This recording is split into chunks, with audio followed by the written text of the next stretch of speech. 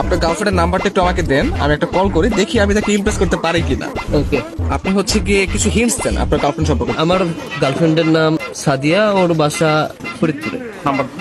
Hello. আসসালামু আলাইকুম। ওয়ালাইকুম আসসালাম, কে আপনি? সাদিয়া বলছেন? জি। আমাকে আপনি চিনবেন না, আমি আর কি আপনাকে অনেকদিন ধরে ফেসবুকে ফলো করি। কেন কল করেছেন? আপনার পরিচয় কি? অ্যাকচুয়ালি আমার নাম হচ্ছে মাহিন, তো আপনি আমাকে চিনবেন না, পরিচয় দিয়েও লাভ নেই। আপনি দেখতে যেরকমটা সুন্দর, আজকে কল করার পর মনে হলো আপনার বয়সটাও এরকম সুন্দর। মানে আপনি সব দিক দিয়ে পারফেক্ট, মানে একটা মানুষ এত সুন্দর কিভাবে হয়, মানে আমি আর কি কল্পনা করেও পারতেছি না।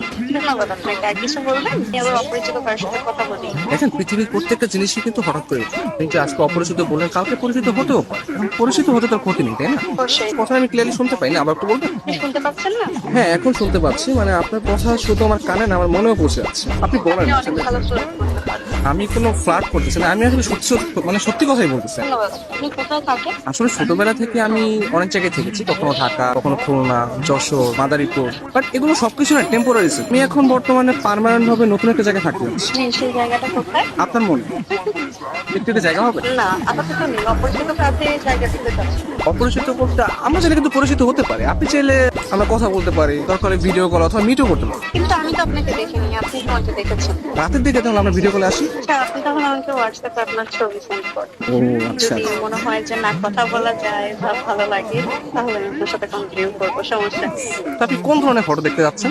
আপনার কিছু ওয়াও টাইপের ছবি দিন, যেগুলো দেখে আমার ভালো লাগবে। আচ্ছা ঠিক আছে, আমি আপনাকে কিছু আমার ছোট ছোট পিক পাঠিয়ে। তার বাচ্চা সুন্দর সুন্দর কেন হঠাৎ পিক দিয়ে দিই।